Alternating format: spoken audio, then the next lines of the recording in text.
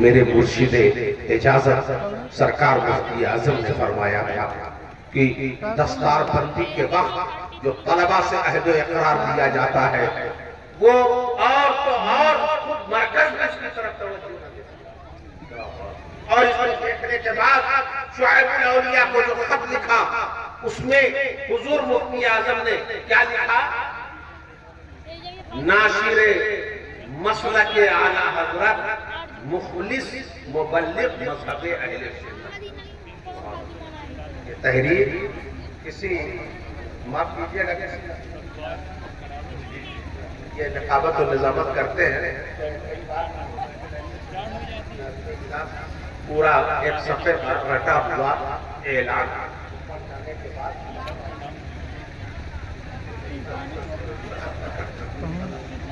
تو ایک پروفیشنل بات ہو جاتی ہے، لیکن میں اس بات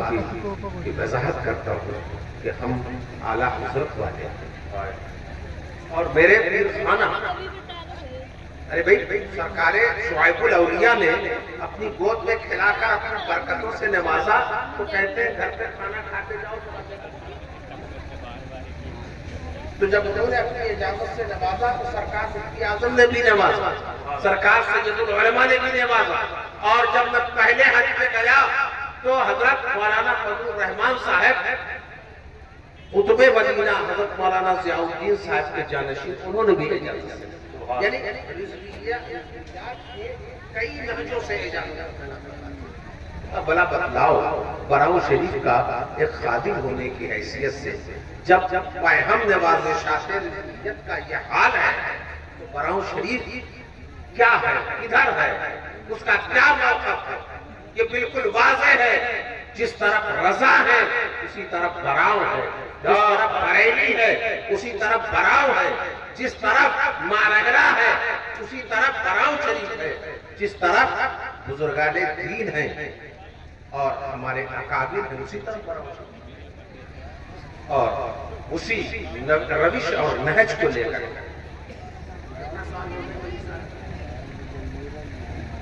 ارے نئی نسل کو بتائیے دور سے کوئی نہیں آئے گا دھسوا کے لوگوں کو بریلویت کی بات سمجھانے کے لیے، اگر آپ سے قریب ترین کوئی دارالعلوم اور خانقاہ ہے تو وہ براؤں شریف ہی ہے جو آپ کے کام آئے گا۔ آج مدرسہ انصار العلوم یہ تو ہمارے دارالعلوم کے فاضل ہیں مولانا غلام جیلانی صاحب، یہ کئی دارالعلوم فیض رسول کے فاضل ہیں، وہ وقت کتنا حسین تھی، وہ کتنی بابرکت کھڑی تھی کہ جب براؤں شریف سے میرے برادر گرامی مجاہد سنیت حضرت مولانا شاہ صدیق احمد اٹائی رام بریلی جائے مدرسہ کھولا، پھر حاجی محمد اسلام صاحب، ملک سعید صاحب اور نام لوگ انہوں نام چھوٹ جائیں تو ملک لوگ ان کو معاف نہیں کریں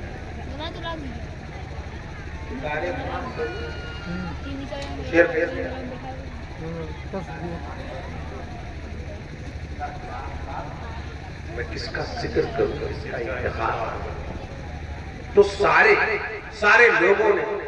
اور ان کی نمائندگی کرتے ہوئے یہ میں جانتا ہوں، اور کتنے دن سے میں آ رہا ہوں قائدے کی گاڑی بھی نہیں نکلی تھی، تب سے دھسوا کے لوگوں نے بلانا مجھے، میری شادی بھی نہیں ہوئی تھی اور آج میرے بیٹے کی تقریر آپ نے اور بہت چھوٹے سے تھے اتنے بڑے،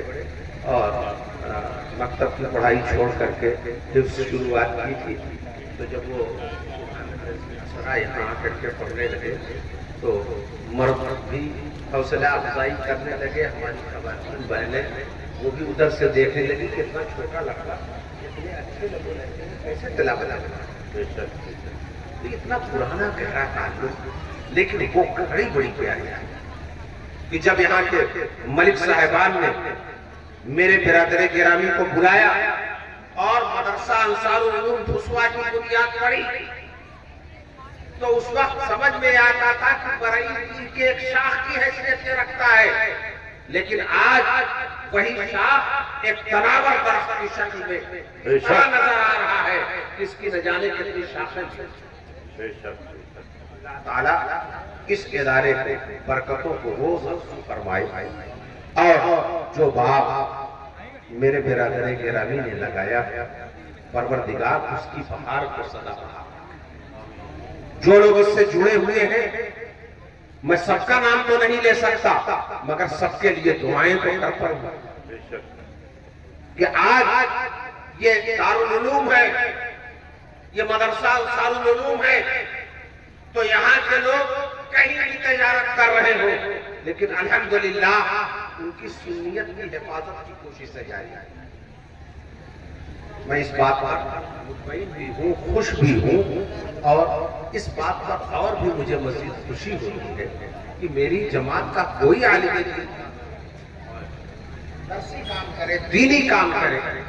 تو وہ خوشی کی بات ہے۔ ہر عالم دین ہمارا ہے، ہمارے ہر دارالعلوم کا فارغ ہمارا ہے، لیکن دارالعلوم فیض الرسول بہت ہی خاص ہمارا ادارہ ہے۔ اگر یہاں کا کوئی فاضل کام کرتا ہے تو مجھے اور آج جو یہ خدمات نظر آ رہی ہیں، میں ان علماء کو مبارکباد دیتا ہوں، ان فاضلین کو مبارکباد دیتا ہوں، چاہے وہ براؤ شریف کے فارغین ہوں، چاہے دوسری جگہ کے فارغین ہوں، سب کی مشترکہ جد و جہد سے یہ کام آگے بڑھ رہا ہے۔ لیکن ایک بات کتنا بھی کام آپ کو پیچھے کہیں نہ کہیں میرے بھائی صاحب کا چہرہ پہ چمکتا ہوا دکھائی پڑے گا۔ جب سوچو اور جب کبھی آنکھ بند کرنے کے بعد پھر کھولو گے تو اگر ایک طرف آپ کو مدرسہ انصار العلوم نظر آئے گا تو وہیں اس کے اوپر کرنے پہ پھیرتا ہوا دارالعلوم فیض الرسول براؤ شریف بھی نظر آئے گا۔ بے شک سبحان اللہ۔ میں آپ سبھی حضرات کو اس مسرت کے موقع پر مبارکباد پیش کرتا ہوں۔ حضرت قاری جلال الدین صاحب سے کہنے لگے کہ بہت دن کے بعد آپ کی بات سننے کا موقع ملے گا۔ انہوں نے میری بات سننے کے لیے کہ ان کی محبت ہے، مثال رونائی کا جلسہ ہو تو میری صدارت کی نام اور کچھ لوگ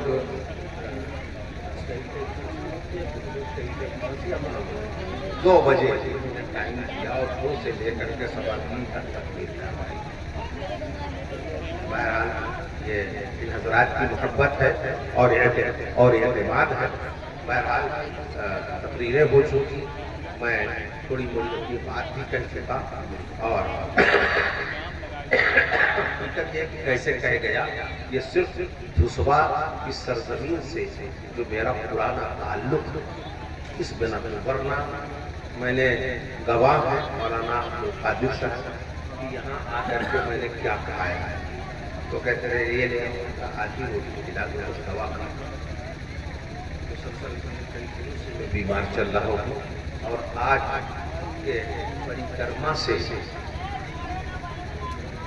کے پریکرما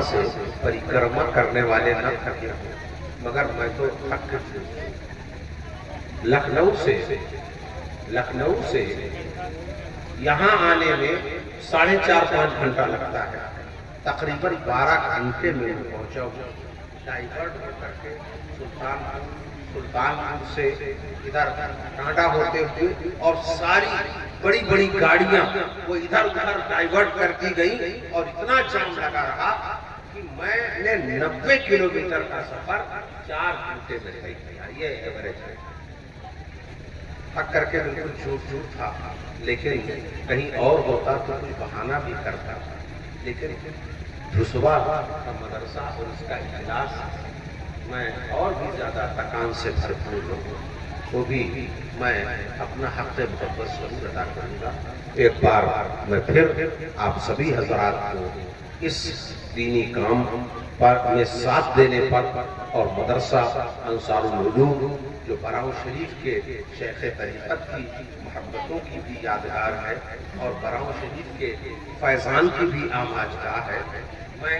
اس کو آگے بڑھانے پر اور اس کی خدمات میں وسعت دینے دامے درمے قدم سخنے آپ کی جدوجہد کی دعاؤں کے ساتھ میں آپ کو مبارکباد پیش کرتا ہوں. اور یہ سارے بچے جو مختلف چلیے وہ ترجمہ اِنَّا نَحْنُ نَزَّلْنَا الذِّكْرَ وَإِنَّا لَهُ لَحَافِظُونَ. ہم نے ہی قرآن کو اتارا اور ہم ہی اس کی حفاظت کریں گے. اگر یہ دینی مدرسے یہ دینی مکان یہ علماء نہ ہو یہ حفاظ نہ ہو یہ قرآن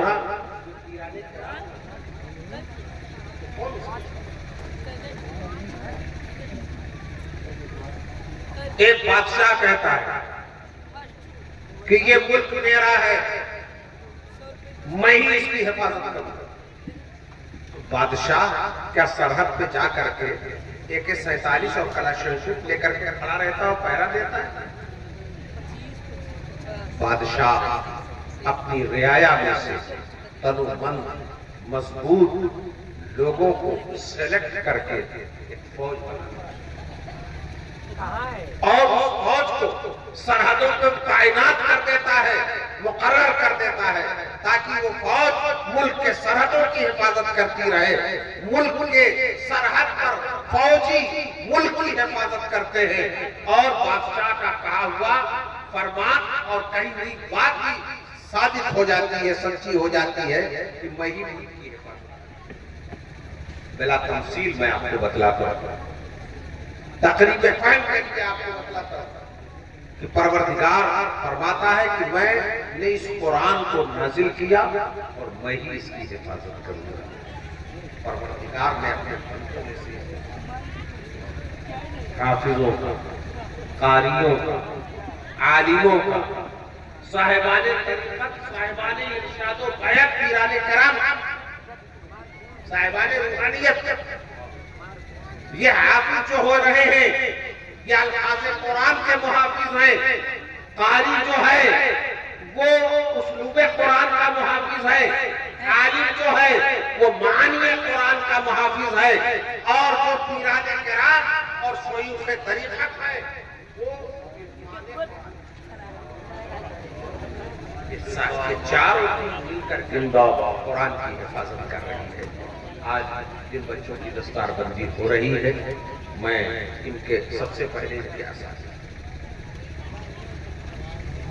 یہ حافظ ہو گئے حفظ مکمل کر ان کے ابا اور اماں کے سر پر تاجے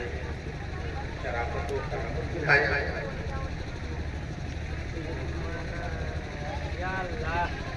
والدین کے ساتھ بھی مہینہ رہے اور مولانا غلام بجے آئے کے ساتھ تو ان کو کچھ نہیں ملے. یہ سب اسی کٹگری میں آتے ہیں. میرا وجدان ہے اگر والدین کو تاج عز و کرامت پہنایا جائے گا تو ان کے اساتذہ کو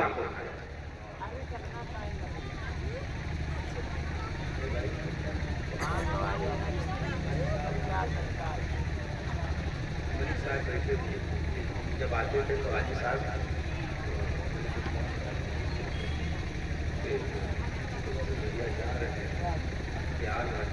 کہتے ہیں 2 گھنٹہ پھر اور اب یہ مل ہی نہیں آئے.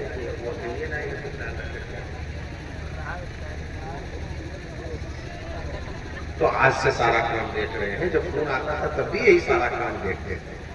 اور یہ خوشی کی بات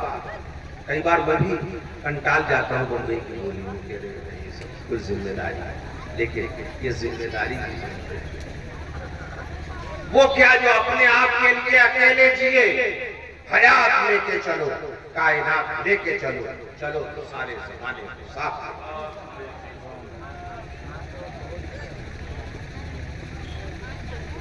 تو بہرحال میں آپ سبھی حضرات کو مبارکباد دیتا ہوں اور اللہ تعالیٰ اس ادارے کو ضروری رانچوں کی ترقی عطا فرمائے.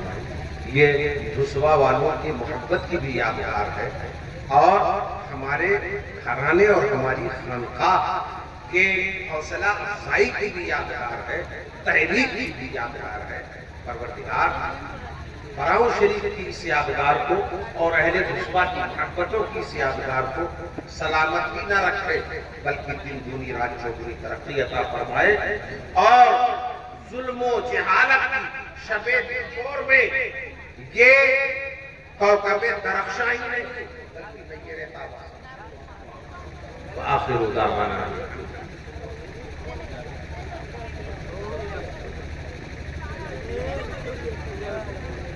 ٹھیک ہے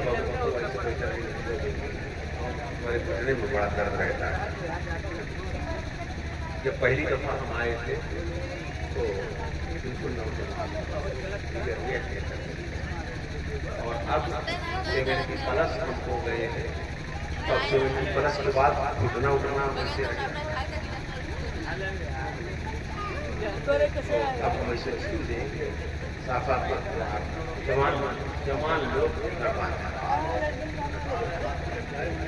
ٹھیک ہے آپ کا تعلیم